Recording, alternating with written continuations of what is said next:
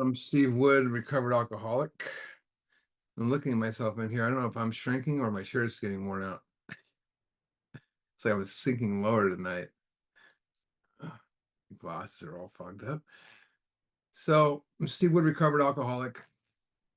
Welcome to Big Book, Great Reality Book Study.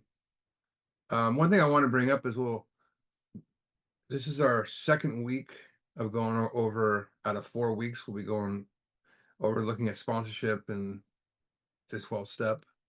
So, you know, I was just talking to someone a minute ago about you know who keeps going in, in and out, in and out, and out, and they just never. Because, well, I just don't want to sponsor, and it's like I'm trying to point out to him, and it's like I don't know. It's just it blows my mind sometimes. But I mean, I think of a lot of people in recovery don't understand. Like you talk about the path of least resistance, and it's something that provides, of course, what it says, the least resistance, to moving forward. And people love in recovery the path of least resistance. Um, and that's the thing, is the steps are not the path of least resistance. The steps are not the easy way. They're not the simple way, but they're the way to a new life. You know, with the steps, you have dedication, commitment, hard work. We're going to look deeply into our emotions that we've held on to for years, that we've kept wrapped up inside of us and hidden. Those things that make us stay. We don't walk into Alcoholics Anonymous. Oh, I'm here because I need to get my emotions in check. No, you came here because you had a problem with alcohol. And but I'm gonna find out what makes me tick. I'm gonna let that stuff go. I'm gonna go make face-to-face amends, and then I can connect to God. Then I'm gonna live in 24/7 within the steps of step 10 and 11, and then I'm gonna sponsor. Um, Taking the path of most resistance is what the steps is. It's about participating in life with deep action, with experiences that could change. Well, your life will never be the same. And, you know, that is, you know, we're working on ourselves, you know, and constantly we're always a work in progress. And, then we're sponsoring others, which makes us better to work on ourselves. The commitment is to bring the message to others. And I'll tell you this, as my sponsor asked me when he heard my fifth step, he said, "How good's your word?" And I'm like, "Great," which wasn't true yet because my word was crap. And even in recovery, it was crap. It wasn't as bad as it was before, but it was still crap. And he says, "Well, I'll hear your fifth step as long as you hear someone else's." And 24 years later, that's the longest promise I've ever kept to anybody, and it's the most important one. Um, it's we're not just working on ourselves, but we're passing on to other people. It's just the steps are definitely not, like I said, not the path of least resistance. And what happens when we sponsor? I've had those who want to be helped, and then there are those who unknowingly don't want to be helped. Means they say they want help, but they don't want to do anything. And then there's, of course, those who don't think they can be helped, and there's those who think they can, of course, beat it on their own. And some people are like, "What does that mean, beat it on their own?" Just go to meetings, or you know, I don't want to go over all this. I understand all that. And it's still trying to beat it on their own. And there's those who are dying, and even though they're dying, they look at you and say, I can't, I'm not up with the steps. You know, they don't want to do it because it takes work. And that's why so many people who come into recovery avoid the steps, which is sad, but that's, human nature. We want to be fixed, but we don't want to do the work to fix it. And I always tell this to people, and this is an astonishing way to look at it, is there's over 50 million for this in big books printed since what, 2002?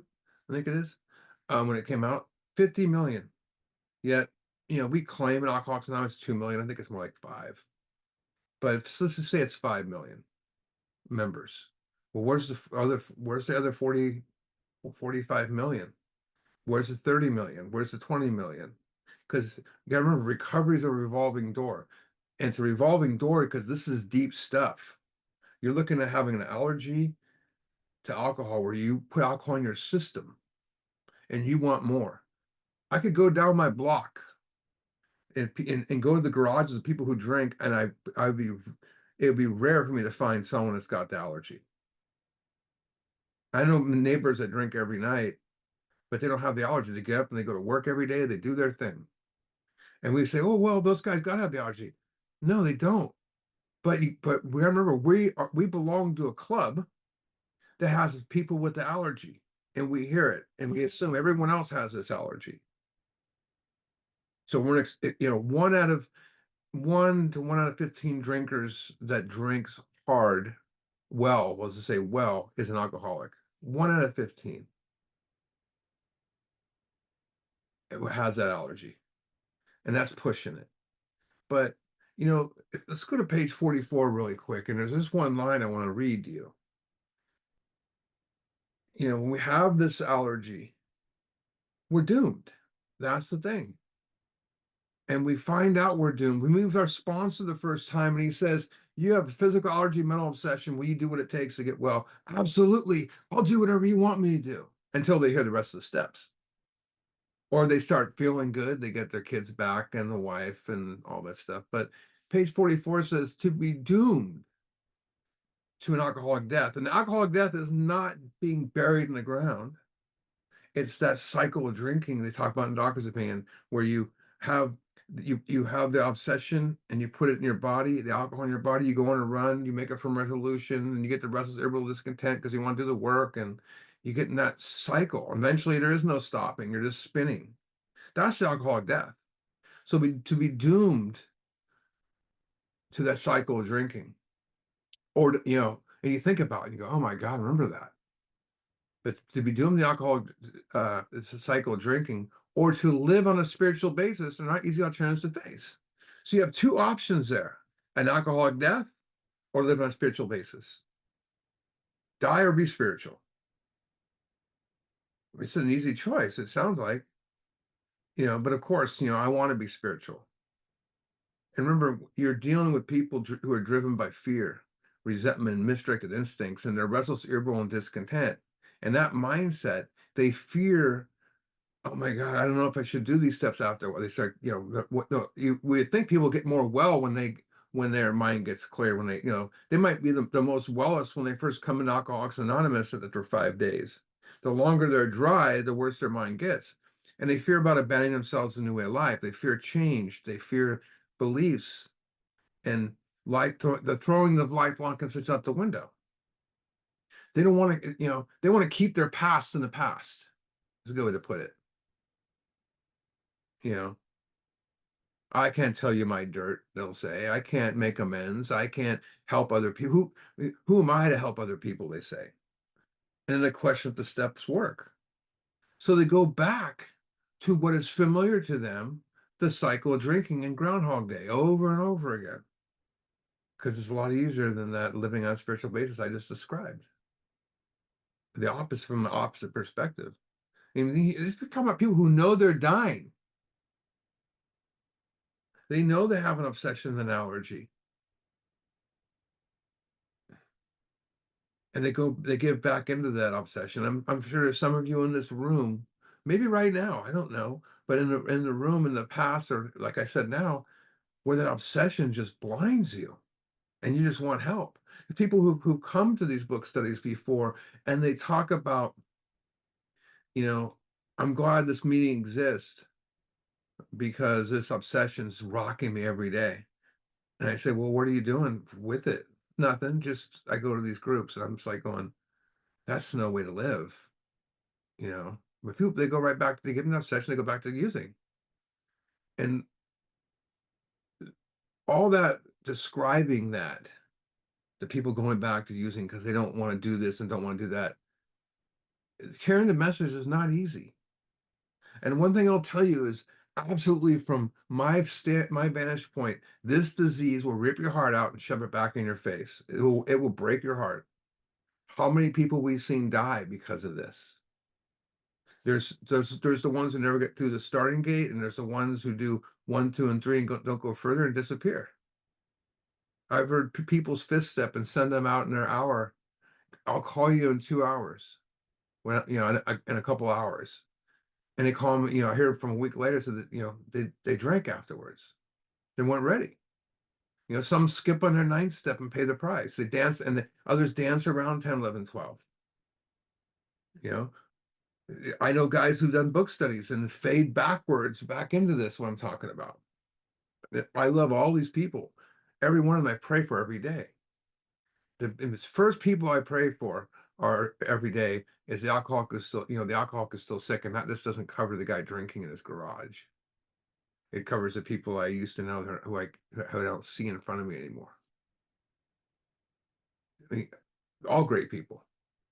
You know, I hope they come back, and some have passed on. And sad thing is, sometimes, and Rob will probably agree with me on this, sometimes we ask, hey, what happened to such and such? I haven't seen them like in 5 years. Oh, they died 3 years ago. We find out. Or the worst one is when they find them in their apartment and they've been dead for 2 weeks.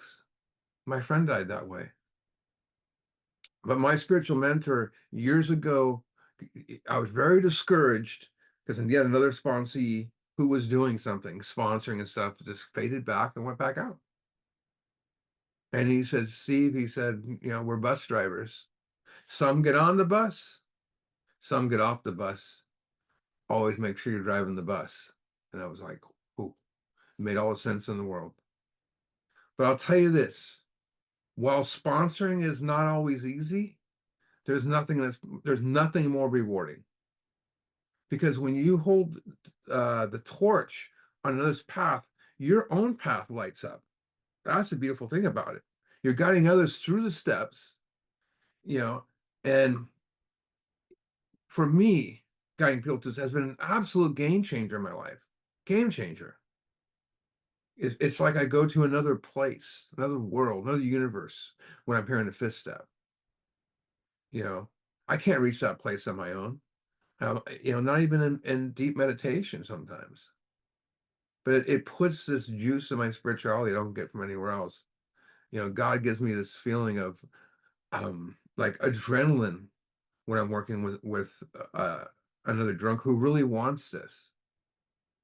I feel protected when I'm helping an alcoholic, and that might sound strange to people, but there's no greater reward than being there when someone has a breakthrough moment and their eyes open up the first time when you explain the allergy and they get hope. Nothing like that. How about when you explain that I'm 55, the great reality is deep down within you, and they're just like, what? And then how about getting on your knees with them and doing a third step prayer? I always get my knees with the guy into the third step prayer. Nothing like that. And then there's the whole other universe of hearing a fifth step. I mean, first of all, that a person who barely knows me is going to trust me with their darkest stuff, barely knows me, their dirt. It's still mind blowing to me. That's why it's an honor to hear a fifth step. I get to be part of that light bulb experience when the suffering vanishes and they change right in front of my eyes. There's nothing like that. The awakening starts and they don't even really know it yet. You see it before they do during that fifth step. I look at the fifth step as a very sacred gathering. I'm very serious about it. And when I hear a person's story, I'm not worried about my bills and my physical ailments, all my back issues I have, or any other problems. The spotlight is way off of me. It's gone. That's the thing that's very important. When we hear a fifth step, it's taking you away. It's giving you that glimpse of always what you got out of 6 and 7 the first time you did when you let God remove this stuff, and you can go right back there, even here in the fifth step. I've been taking other places because the other guys go in that direction. If you have a 12 and 12, go to page 57 really quick. I always have to read this. And it's vitally important. Why the fifth step is so important as a sponsor. You know, some of the newer guys that go, man, that's all you guys do is, hear fifth steps and sponsor. Yep. We don't want to drink again. So page 57, and it's towards the bottom of the page. Until we had talk with complete candor of our conflicts. So we're doing step 5, and listen to someone else do the same thing. We didn't quite belong. So until we hear our fifth step and listen to someone else's fifth step, we still didn't quite belong. Step 5 was the answer. It was the beginning of true kinship, man and God, true companionship with God and man. It changes everything. So until you hear someone else's fifth step, your fifth step's not complete. You know, it's as important to hear another's fifth step as your own. See that new glow in their life after 6 and 7, to see the spirit, grow in their eyes, even before they. Oh, sorry. Let's go. I should forget I'm in a group. I'm in a meeting, babe. Sorry about that. She's out shopping, so he probably forgot. Oh well. This it wasn't like telemarketers like to call me during these meetings sometimes. But we see um you know we see the spirit grow in their eyes even before they do, and that's the thing, you know. But we get to witness the results of, how about them making amends. My sponsor walked up to me and he goes, hey, you made some amends today. I'm like, how did you know? And he goes, I just know. And I was like, this guy's just guessing around and being silly. And all of a sudden I go, then I sponsored and I saw that. You could tell, you know. But to see that, we were starting to walk side by side with that person as they achieved, what they thought was impossible. But we don't get to witness, their awakening. We get to witness them having a future maybe they didn't even think they had, right? And witness the joy of them when they help another person.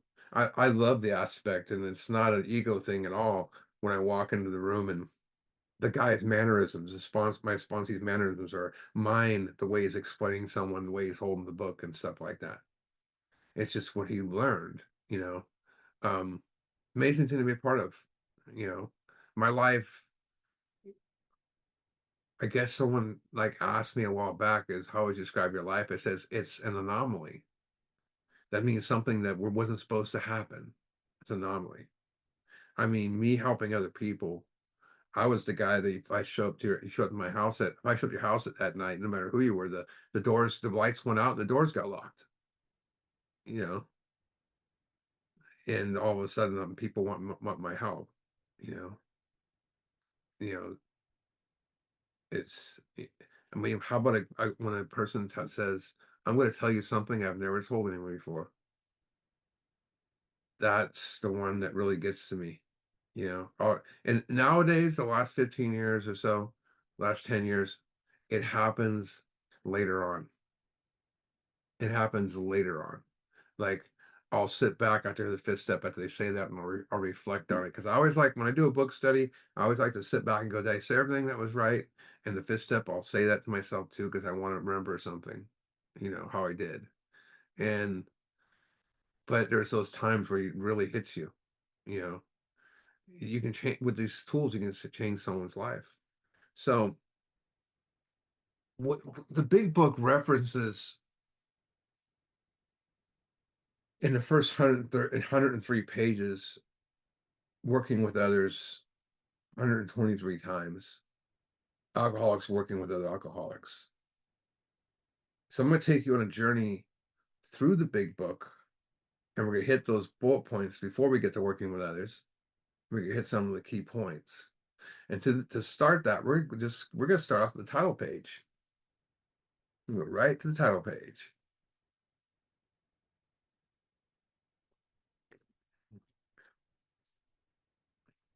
The story. Now, some of you on this page, you might have an older book with the circle and triangle.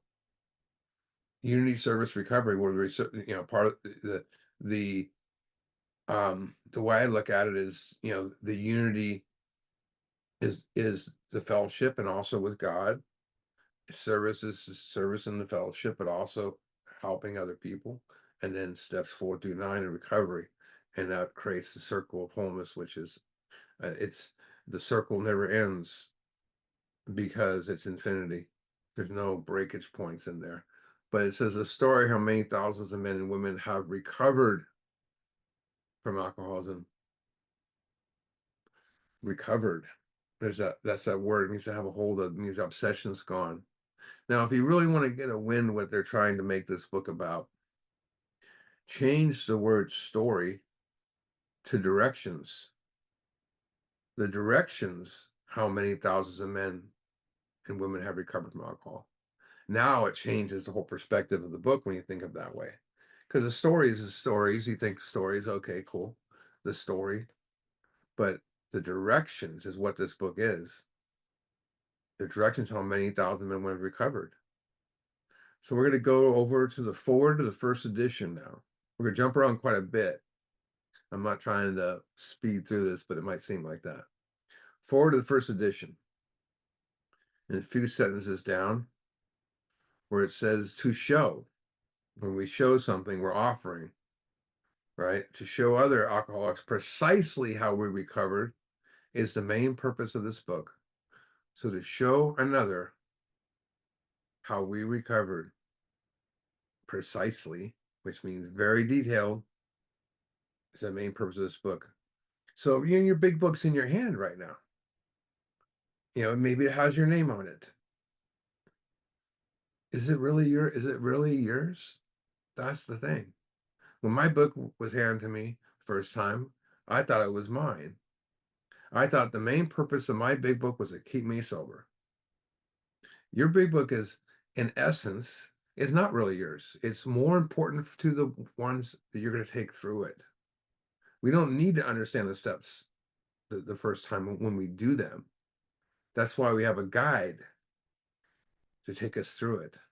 The main purpose of your book is to show others precisely how you recovered. So like I said, we don't need to understand the steps, the first time we do it.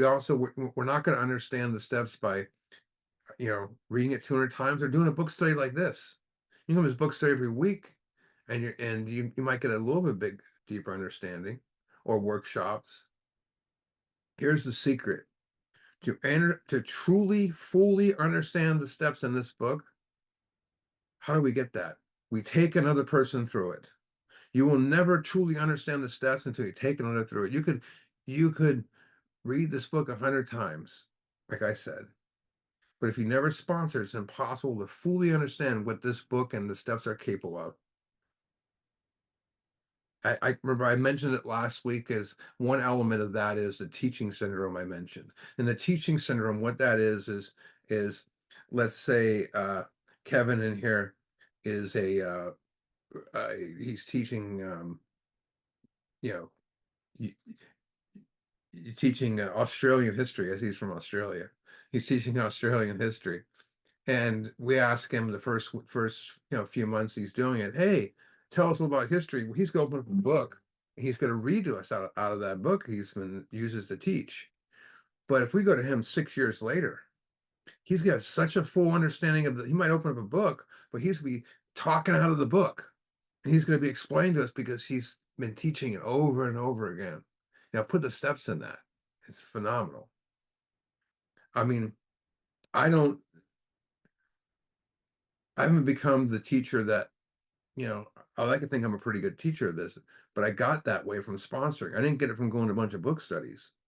The book studies helped me to understand the different levels because the more, I could go to Howard's book study and then all of a sudden, you know, go to it 3 years later and go, wait a minute, he didn't say that before, but he did.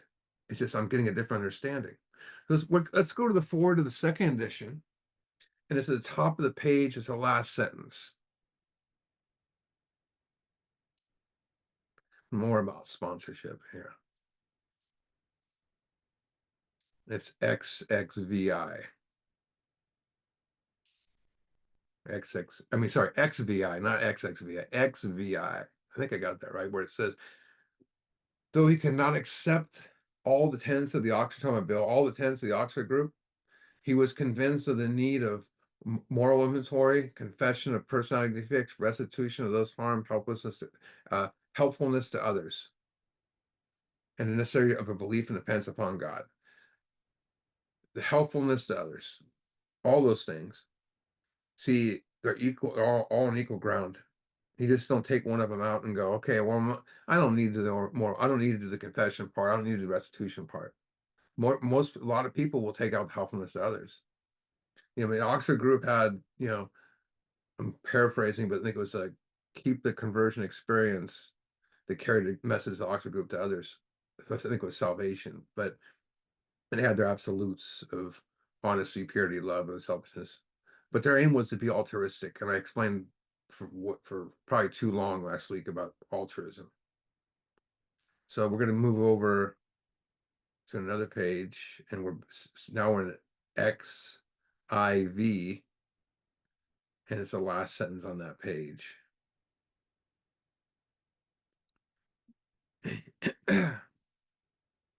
Where it says, he suddenly realized in order to save himself, he must carry his message to another alcoholic. The I like to say urban legend now because history keeps evolving so much, but the famous story we've heard in the past was, Bill failed with his first 6 prospects, and who knows, maybe with more. But evidently he was pushed by Lois to go talk to Silkworth, and he told him basically he was talking about God to these guys. And Silkworth said, give him the hardcore medical facts, give him the allergy obsession. And the next person he talked to was Dr. Bob, but that's the importance of it right there. In order to save himself, and was carried much to others, and he had that realization in the hotel in Akron. I need to save myself. And he's sitting there in a phone booth looking for someone to help. It's amazing. We're gonna go over to Doc's opinion. These are all sponsored or working other bullet points. XXV. XXV. I love this one. This is one of my favorite ones. It says, in the course of his third treatment, he acquired certain ideas concerning a possible means of recovery. As part of his rehabilitation, he commenced to present his conceptions to other alcoholics and impressing them. There's a must in the book, they must do likewise with others. That must is very important. I used to go to a must book study, and the guy would just go through the must in the book. It's a workshop. But they must likewise. So they're telling us it's as part of our rehabilitation. As part of rehabilitation, he commenced to present his conceptions to other alcoholics. He still was rehabilitation mean, So I mean, a first back surgery I ever had. One of the reasons it didn't, I mean, it was a botched surgery, but what messed me up even more is I laid off the rehabilitation, the physical therapy, and probably made it worse. So if it's sponsoring others as part of your rehabilitation, what's going to happen if you don't sponsor? And it's look at the next sentence. This has become the basis, helping others has become the basis of a rapidly growing fellowship of these men and their families. And I don't want to sound like a witch burner with the meetings and all that, but that's not the basis of AA today. So you go to a meeting and I went to a book study discussion one night, and we were in doctor's opinion, and no one talked about doctor's opinion. I went to another one, was working with others, and no one talked about where they talked about, guess what? Burning hot dogs and stuff, you know, make, they ran out of gas and they're driving and whatever it is, or just haul their, they can't figure out why they can't get this. But the basis, it's not what we see today. He says this man and over 100 others appear to have recovered. So passing on the same spiritual ideas to another, to another, to another. That's the basis of their fellowship. I guess the important question is, what's the basis of your recovery? How many footsteps have you heard? How many of you led to a spiritual awakening? How many of you offered help to people? That's an important question. We're going to cruise over to page 9, the Bill's story. This is one of my favorite ones. I think it's in the middle of the page. Talk about Ebby here. He says he had come. Talking about Ebby Thatcher. Take a sip of this so you guys catch up. Says he had come to pass his experience along to me if I cared to have it. Wow. If I cared to have it. It happens quite a bit. But that shouldn't affect you from stopping to sponsor that guy. A lot of people, you don't know if they want it or not. But it's always helps me, they're always helping me more than I'm helping them. But look what he says. I was shocked, but interested. Certainly I was interested. I had to be, for I was hopeless. So that's this little eye-opener there. I think that's what started it all right there. I'd be bringing the message to Bill. And I was talking to a gentleman the other night, and he can't figure out why he keeps relapsing and doesn't sponsor another guy. And I said, well, where would this program be? Would this exist? Well, this is built on that. The foundation of Alcoholics Anonymous is one alcoholic helping another. And here's the other thing I want to point out is, how much time did Evie have? Did he wait till a year to carry the message to Bill, or 2 years? According to the book, he had 2 months. Thank God he didn't wait a year. There's a great Clarence Snyder quote that I read just recently. It says, Bill might have scored the touchdown, but it was Ebby who handed him the ball. And that was from an interview that he did, and my friend wrote down the quote when he heard it. Love it. So let's cruise over to page 13, last paragraph. I love this one. This really changed the way I looked at prayer.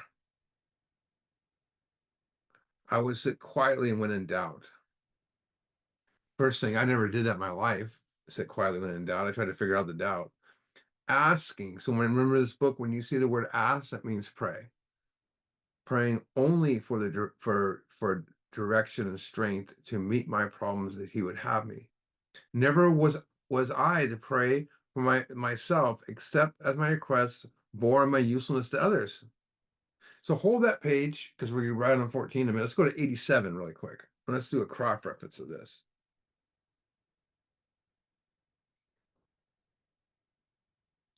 It speaks the same, being careful, make no request for my soul. He says, we may ask for ourselves. However, if others will be helped, we're careful never to pray for our own selfish ends.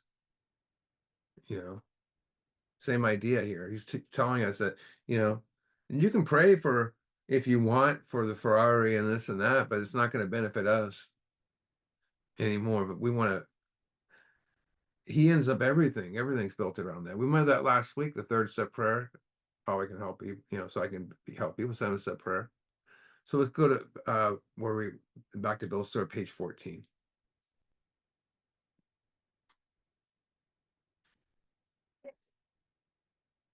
It says, while I lay in the hospital bed, when I lay in the hospital, the thought came that there were thousands of hopeless alcoholics who might be glad to have had what had been so freely given to me. Perhaps I could help some of them. They, in turn, might work with other alcoholics. It's one of the risks we take, but it's like they might do it. I read this last week, so I'm just going to read a little bit of it. It was from I'll just read it again because not everybody was here, but it's from Pass It On. Um, it's kind of like the one I read last week, same idea. And it says, my excitement became boundless. A chain reaction could be set in motion, forming an ever-growing, he's laying in the hospital bed, ever-growing fellowship of alcoholics whose mission it would be, I love this, to visit the caves of the still suffering and set them free. As each um d- dic- as each dedicated himself to carrying the message to another alcoholic, and then those released others, such society could pyramid in tremendous proportions, chain style. And I mean, that's how one drunk helping another drunk. It's not exactly, you know, you don't hear about that much today, and it's not the backbone of recovery we would like it to be. It's still there. So we're still on 14, and one of the most, I said this, I don't know how many times in this, but whenever I read the words, one of the most BS or ludicrous things is when someone says this is a selfish program. Let's just read this, what it's got here, page 14. My friend had emphasized the absolute necessity of demonstrating these principles, and that's says 49 in all my affairs. Particularly was imperative to work with me as he had worked with, I'm sorry, imperative to work with others as he had worked with me. Faith without works was dead, he said. And this is the part, and how abundantly true for the alcoholic. For an alcoholic failed to perfect and enlarge his spiritual way of life. And you might sit there and go, how do I do that? Through work, maybe doing steps 49, and self-sacrifice for others. He could not survive the certain trials and low spots ahead. If he did not work, he would surely die, and that's a cycle of drinking again. And if he drank, I'm sorry, if he would surely drink again, and if he drank, he would surely die. Then faith would be dead indeed. With us, it is just like that. Doesn't sound like a selfish program. The only time this is a selfish program is when we don't carry the message. It is a selfless program for very selfish people. And it's a program that turns, these lost souls into altruistic beings, people who never understood what it means to help people, you know, or should I say it gives us back something maybe we've lost along the way, right? And that's the idea to help people. Because one thing I've recognized is alcoholics, addicts, and when they get here, we're astonishing people, and there's some really good people, even the ones that don't make it. But we have hearts of gold. Page 15 is another part of working with people.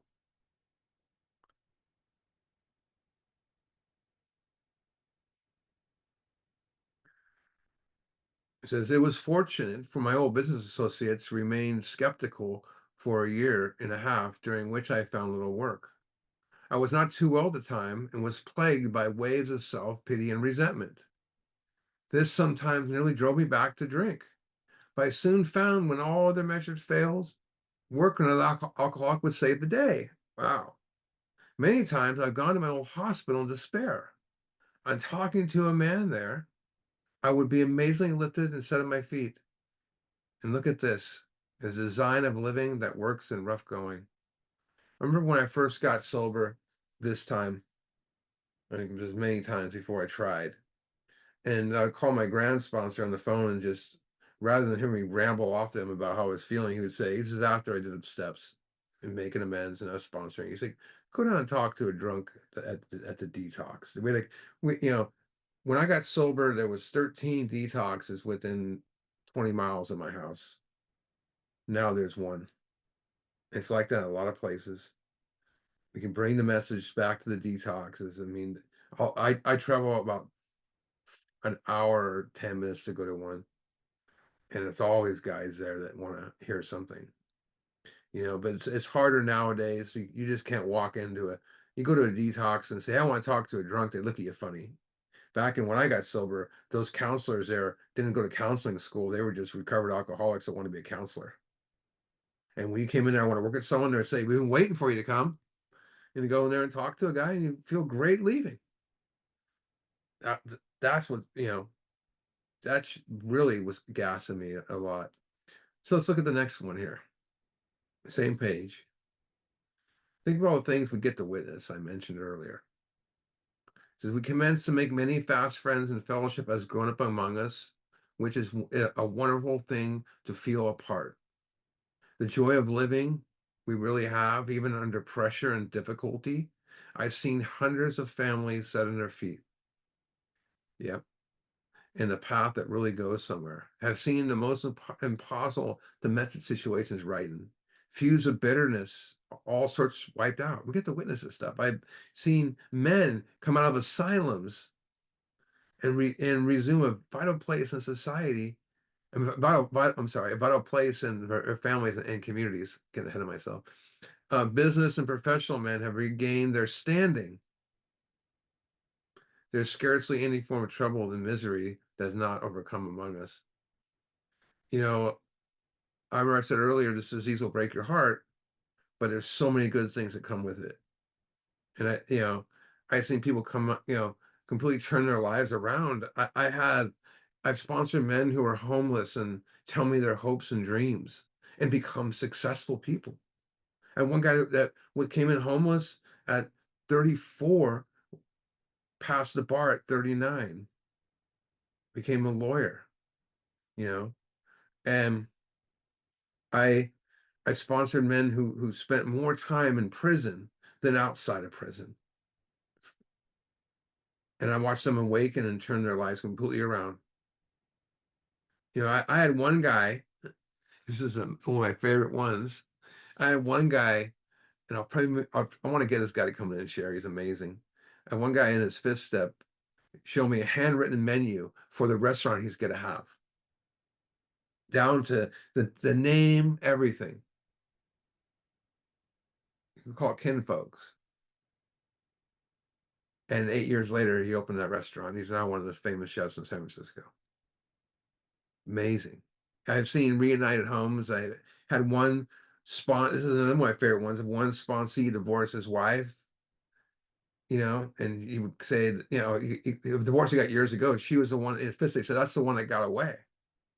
When it came time to make an amends, he made amends and they were cordial, and then they started talking a little bit. And finally, it went where they started talking more and more, and they got remarried in 12 years ago. Can't write script on this stuff, you know?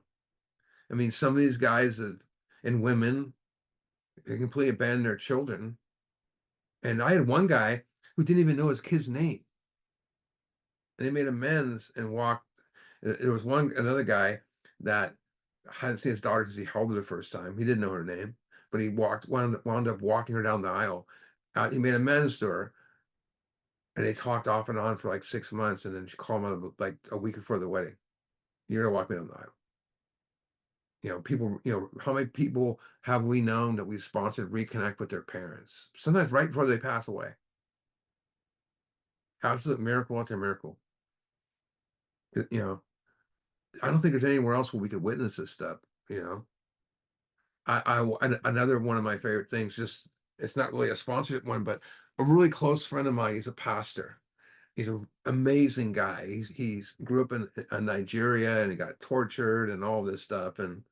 And we would use his church for meetings, and he would have us come in there to talk about the new meeting we want to start. He wanted to hear about it. He wanted to get the breakdown what we're doing. And one time out of the blue, it's like four of us in there, we're all book thumpers, and he looks at us and he goes, you know, he goes, I'm jealous of you guys. And this is a guy that's helped tons of people. He goes, you guys get to go into the trenches and rescue people. You get to witness the person's change right in front of you. You get to see them, what they were like in the past and what they're like today. You get to witness a person having a spiritual awakening, because I don't get to see that. I get them after the change has occurred. You get to do the fun stuff. He goes, all I get is the scars. He goes, you get to see the transformation. I was like, wow, it's the last person in the world I would expect to say that, but it blew my mind. Let's go to 16.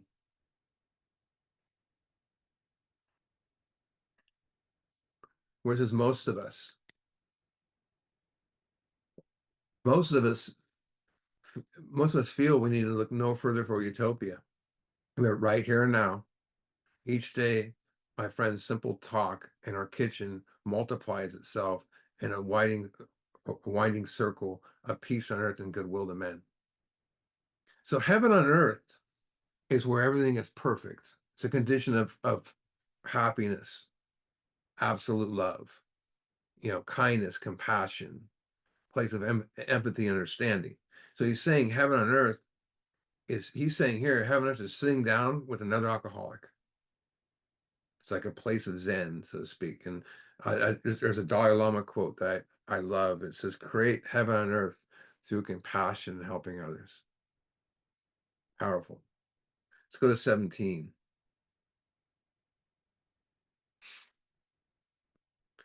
Now, one thing about Bill's writing, he won't just say the fact. He'll say words like tremendous fact. It's like my grandpa used to always say that. Tremendous. You give him a good meal. I give my grandpa a good meal. He goes, this is tremendous. It says the tremendous fact for every one of us is that we've discovered a common solution. Common. We have a way out, which we can absolutely agree upon, and upon which we can join in brotherly harmonious action. This is the great news this book carries for those who suffer. So the solution, say it's 4 through 9, once we're awakened, we bring that to another person. You know, you know, they have an awakening and pass on to another and another and another. That's why it's a common solution. Pretty powerful. Go to the next page, 18. It says, but the ex-problem drinker who has found the solution, who's properly armed with facts about himself, be like the allergy, right?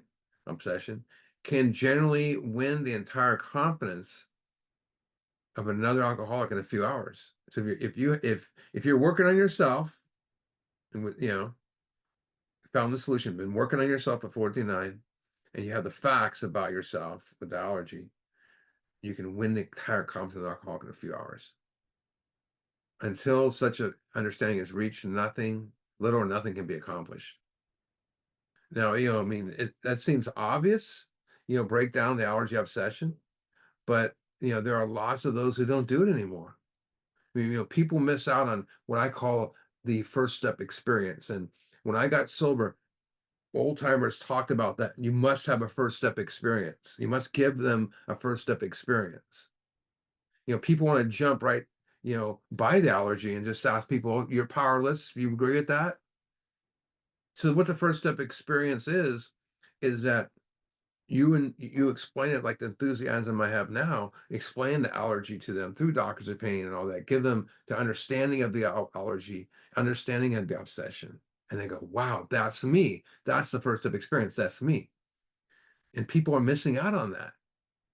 When I sit on the drunk, I'm very thorough on the allergy obsession. I want them in unmanageability, and I want them, to make sure they have that first step experience. I can't force it on them.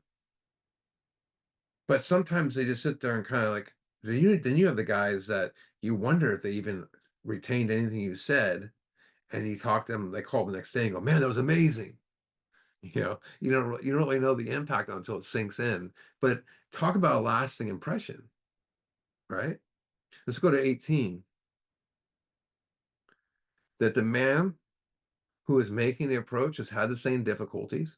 Talking about allergy obsession, not drinking, but that he obviously knows what he is talking about, hopefully.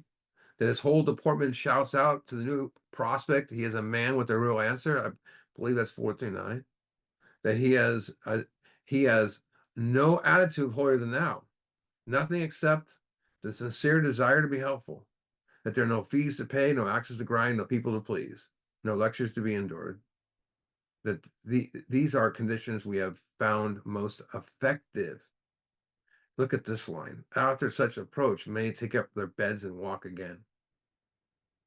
Like I said, we witness miracles. And I want to talk about the holier than thou attitude because this is get me going now. But the holier than thou attitude is the attitude of superiority. That's the high self-esteem. You have low self-esteem where you think you're less than others, and you have a high self-esteem where you think you're better than other people. Right. And that's what high self-esteem is. It's that ego. Right. My witness sponsors talk down to their sponsees and just treat them like garbage and crap. Make them pick up. One guy was making a guy pick up garbage outside the meeting because he did something wrong. But then there's those who are altruistic. So I look at these people, the easiest way I can describe it is an advocate and a charlatan. So the advocate is a person who voices support for another person always and strives for the, for the betterment of them. And a charlatan is a person who falsely pretends to know something or be something in order to deceive people to further themselves. So how does that work at the steps? So the advocate speaks slowly to lift the person off the ground. The charlatan says, I can't believe you drank again. And the advocate eases in to the problem so the guy accepts it earlier. The charlatan, says, you better do the steps. And I believe the advocate also speaks with love. The charlatan speaks with that holier than thou attitude I mentioned. And the advocate tells them the truth with love. And the charlatan will tell them that they're doing great when they're not. Oh, but the advocate sometimes will let the person hit the bottom, and the charlatan will chase the man, persuading them to listen. Right. Go down to the ghetto and try to find the guy who's using again. But the advocate doesn't get mad when the person doesn't follow suggestions. The charlatan fires the sponsee when they don't follow directions. I never fired anybody. But the advocate tells the person the dependence is always with God. The charlatan insists dependence is on him.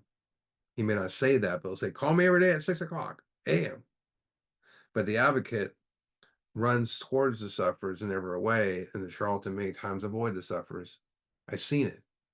The charlatans did. I was at a meeting one night. I brought my friend there. I was really embarrassed at some of these people at the meeting. One guy stood up and he's always trying to impress people, and he said, the most important person in the room is the newcomer. And he goes, I'm going to talk to newcomers after the meeting. And everyone's like, yeah. And then my friend sat there in the chair and I go, what are you waiting for? You're not moseying around. He goes, I'm waiting for the guys to come talk to me. No one did. No one did. No one person. There's 60 people there. But here's the truth that, those charlatans had made me a better sponsor. I don't want to be like them. I don't want to have, do something so bad that I don't want to be invited back. I strive to hope I'm an advocate. I'm always working on myself. That's the best thing I can do. I'm not one of those. I'm definitely not a drill sergeant sponsee. I've had to be a little tough at times, but why kick them when they're down and be a bully? I don't get it for my own ego. Because of those that I sponsor that way, they come back after relapses. I could bring 10 guys in here, and it's not to boost my ego, but that they'll tell you, I always, Steve stuck with me after relapse after relapse after relapse. Once I sponsor you, you're always a sponsee. Like I said, never fired anyone, nor do I make them depend upon me. I will not never understand the philosophy to kick another, especially an alcoholic, when they're on the ground. Rub salt in the open wound. Because they relapsed, they made a mistake. We extend our hand with love and pull them back up. We don't rub salt, like I said, in the open wound. What do we do? What do we do? We give them first aid. We don't let sit there bleeding and yell at them. We give them first aid. There's times when there's no choice but to be tough on a person because their life's on the line and you see it. If they're messing up, I speak the truth with love. And love is not lying to the person, telling them things are going great in their lives when they're not. And there are times where there's no words to be said at all. They need to run into that wall. They need to figure out for themselves. It means some of these guys that have relapsed over the years, I wish I could just touch their wounds and heal them, but I can't. But if you truly love them, you won't become their enemy. You become their hope. Become their hope. Let's go to page 20. And it says, our very lives as ex-problem drinkers depend upon our constant thought of others and how we meet their needs. The, a personal rule of thumb that helps me keep my thoughts on others is to keep my house in order. Doing step 10, 4 through 9. Always turning my thoughts towards someone I can help. Let's go to page 25. It says, when therefore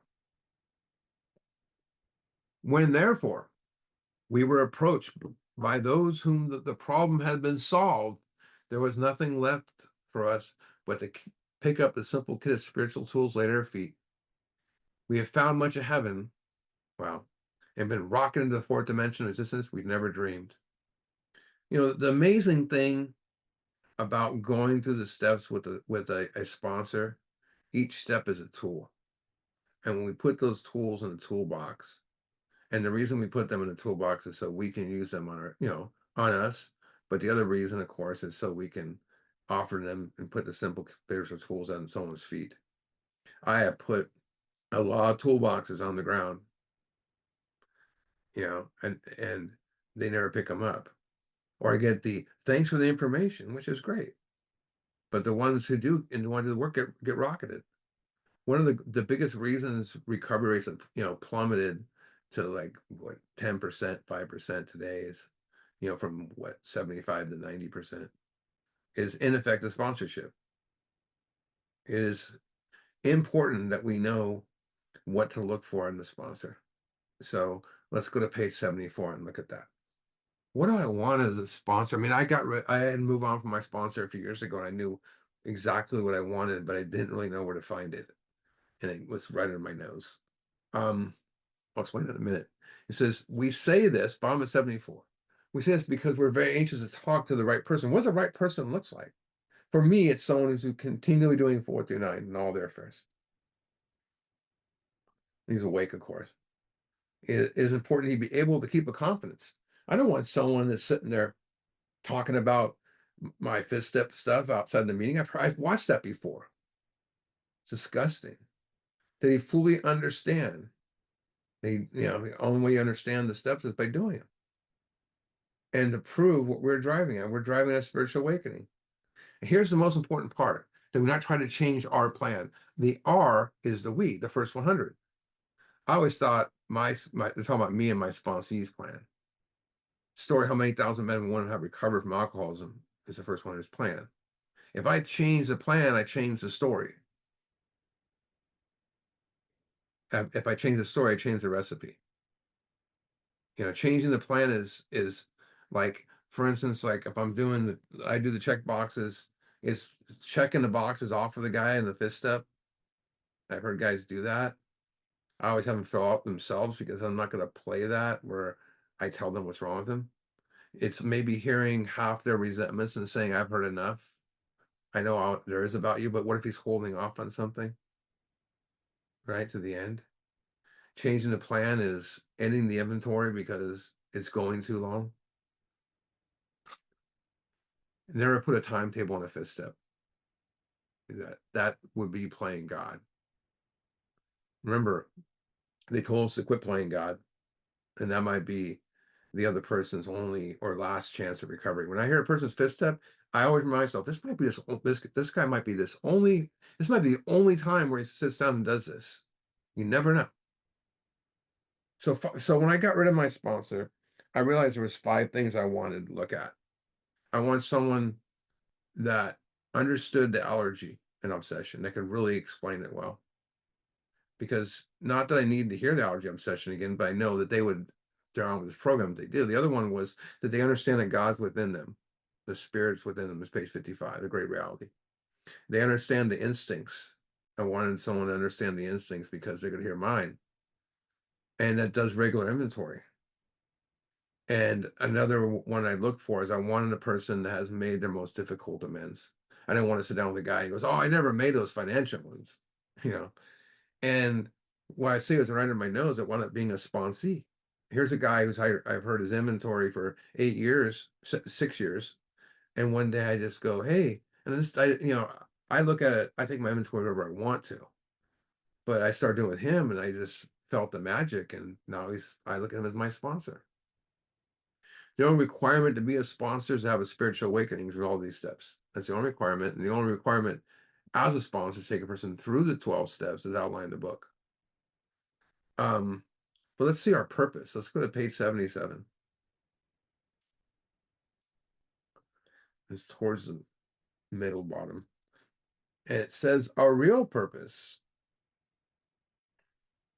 Now, again, he's opening up with the words to get me hooked in. Our real purpose is to fit ourselves. Think of like, how do I fit myself in the gym, working hard? Our real purpose is to fit ourselves to maximum service to God and the people about us. So this goes with keeping my house in order, doing 10, 11, staying in fit spiritual condition. When I do that, I am always maximum service to God and the people about it. So it's recently my wife lost her job and she's the breadwinner.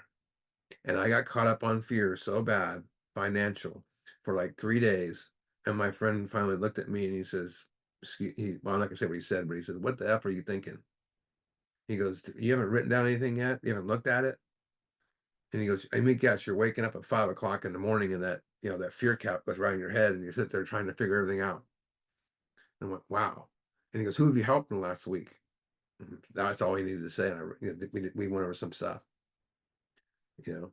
And I immediately called up a couple of sponsees and said, you want to meet? I mean, guys have been around a while and one new guy, and I got two new guys. The 2 days later, I went to a meeting, got two new guys. It's page 84. Let's go to page 84.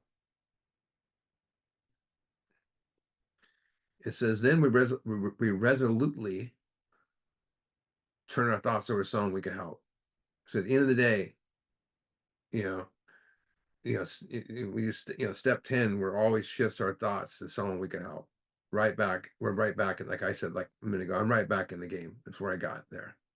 You know, if I had that fear and I spent too much time thinking about myself, and my thoughts should always be on someone else, not me. Bad things will happen, but we don't need to stay in bad. 86. People always say, "Oh, you worried about getting loaded when you get resentment?" No, I'm worried about being selfish and away from God. 86.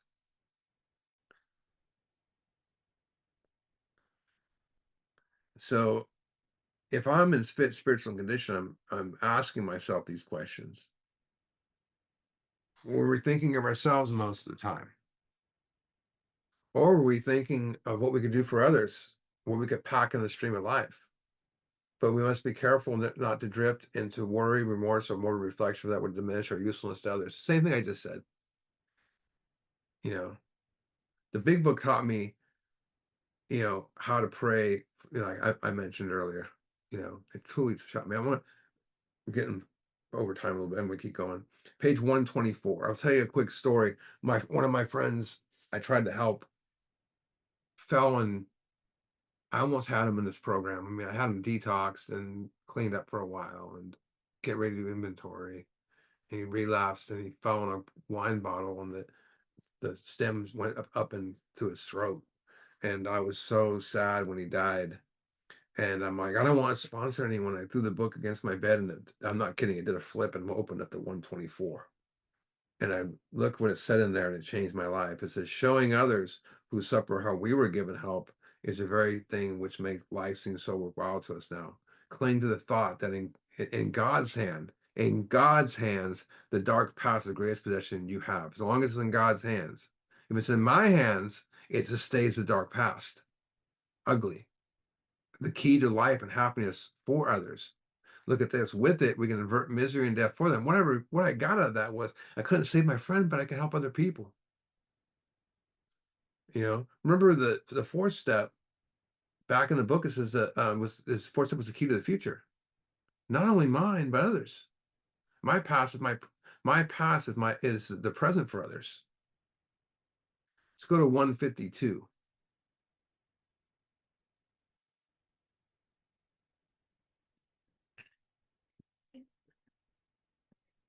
Bottom of 152. You're going to meet these new friends in your own community. Near you, alcoholics are dying helplessly like people on a sinking ship. If you live in a place where there are hundreds, high and low, rich or poor, these future fellows of Alcoholics Anonymous, among them, you will make lifelong friends. Amen. You will be bound to them in new wonderful ways and new and wonderful ties. You will escape disaster together, and you will commence shoulder to shoulder in this journey. Common solution, right? You heard me say many times, you know, anything you know in life is from direct experience. Everything else is a theory, right? Because you never experienced it. Here's what happens when you take another through the steps, and it's on, first of all, let's look at, first, you know, um, what was I like? Page 52, we're not gonna go there. Page 52 tells me what I'm like. What happened to me? Page 25, that spiritual experience. And what am I like today? It's right here on 153. I call this the hidden 12-step promise. Beautiful. Then you will know what it means to give of yourself that others may survive and rediscover life. You will learn the full meaning of love thy neighbor as thyself. If you haven't felt that, you haven't carried the message yet. You know, these steps, prove to me, step 4 through 9, 4 and 5, proved to me how selfish I was, only interested in helping myself.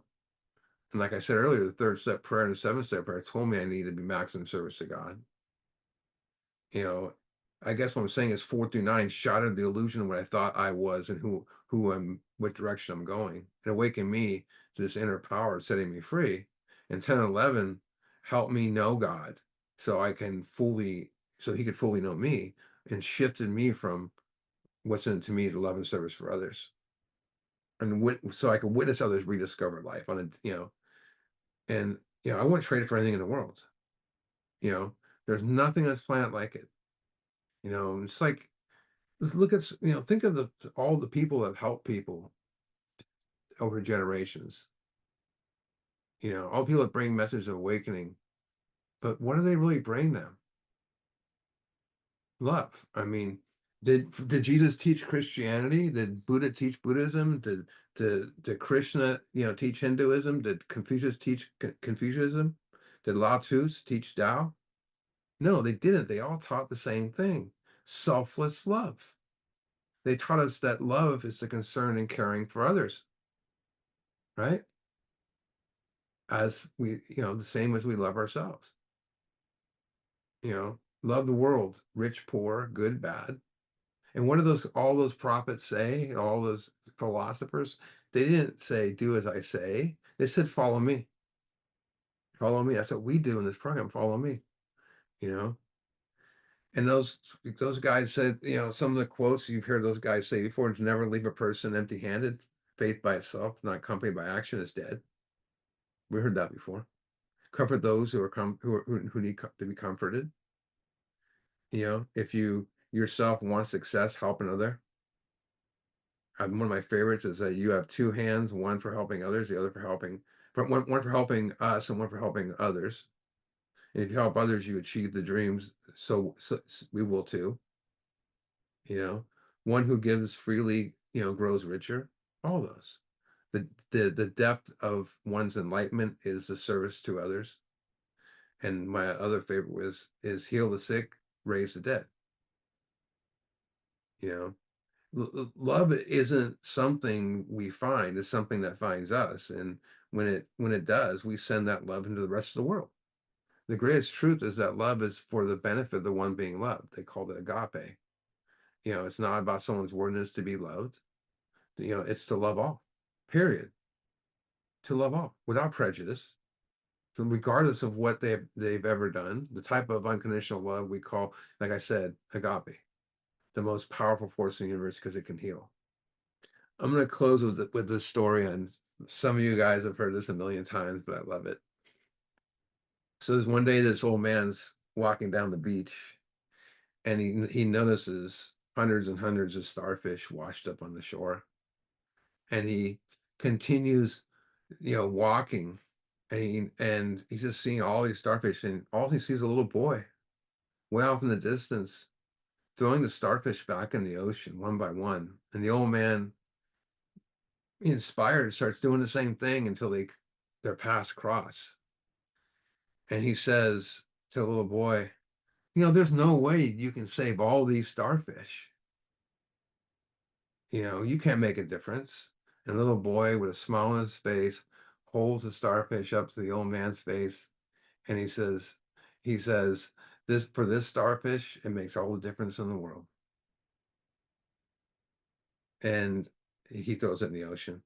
And remember, you know, I don't know if Bill Wilson actually said this, but it's been quoted. He said it. I don't think he did. But remember, to one person you may be, I mean, to the world you may be one person, but to one person you may be the world. That's powerful. Next week, we're going to talk about, I'm gonna finish this journey through the book, and we'll start getting working with others, and we'll got a few more weeks on this. We might even go over bullet point pages, but in a few weeks out, it happens in December. It's only happened twice before. I do a book study. I do something called the Christmas tree, and it's about decorating your tree. Do you want to, it's about basically decorating your tree with ornaments, and they're based on, you know, what we hear in the fellowship versus, you know, well, the story is the most, Christmas tree looks beautiful, but the one thing when you brought in your house, it's already dead. And then I go over all the promises in the book, and I love doing it. And starting January, first week of January, I'm gonna have a new partner doing this book study with. It's gonna be Lavelle, and we are gonna tear this book apart piece by piece and go really slow. And Lavelle's gonna straighten out my history for me too, because he's really good at it. So, anyways, I'm gonna stop the recording. We'll talk.